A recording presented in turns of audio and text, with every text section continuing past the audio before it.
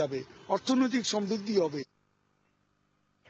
রাজধানীর ৩৫ বছরের সৃষ্ট সমস্যা সমাধান ৩.৫ মাসে সম্ভব না, এ মন্তব্য করে ঢাকা উত্তর সিটি মেয়র আনিসুল হক পুঞ্জীভূত এসব সমস্যা সমাধানে সবার সহযোগিতা চাইলেন। রাজধানীর আগারগাঁওয়ে পিকেএসএফ মিলনায়তনে ইয়ুথ ফোরাম আয়োজিত অনুষ্ঠানে এমন কথা বলেন তিনি। রিপোর্ট করছেন জাহিদ রহমান। ইয়ুথ ফোরামের ১৫তম প্রতিষ্ঠাবার্ষিকীর এই অনুষ্ঠানে অংশ নেওয়া বিভিন্ন রাজনৈতিক সামাজিক সংগঠনের ব্যক্তিরা তুলে ধরেন নতুন প্রজন্মের কাছে তাদের প্রত্যাশার কথা।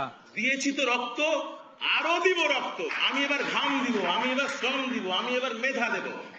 সেই জায়গা থেকে তরুণদেরকে বাইরে বের করে রাখা। আগেকার কাজ যতটুকু এগিয়েছে, আমাদেরকে হয়তো তার চাইতে আরো বেশি এগিয়ে নিয়ে যেতে হবে। ভবিষ্যৎ প্রজন্ম হয়তো তার চাইতে বেশি এগিয়ে নিয়ে যাবে।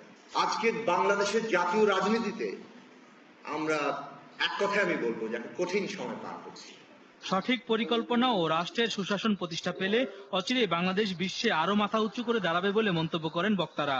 লক্ষ লক্ষ ছেলে মেয়ে, এই ধরনের তরুণ, তারা কিন্তু না পাচ্ছে তথ্য প্রযুক্তি, না পাচ্ছে অন্য কিছু, তাদের জন্য ভাবতে হবে।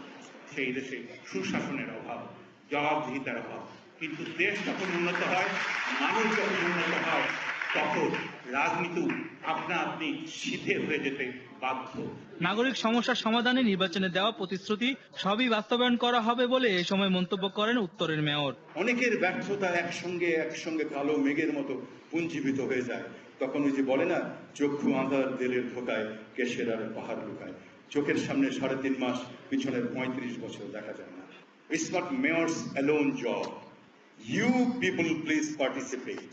এ সময় ইয়ুথ ফোরামের বাঙালি পাঠশালা প্রকল্পের উদ্বোধন করেন উত্তরের মেয়র আনিসুল হক। জাহিদ রহমান, RTV, ঢাকা।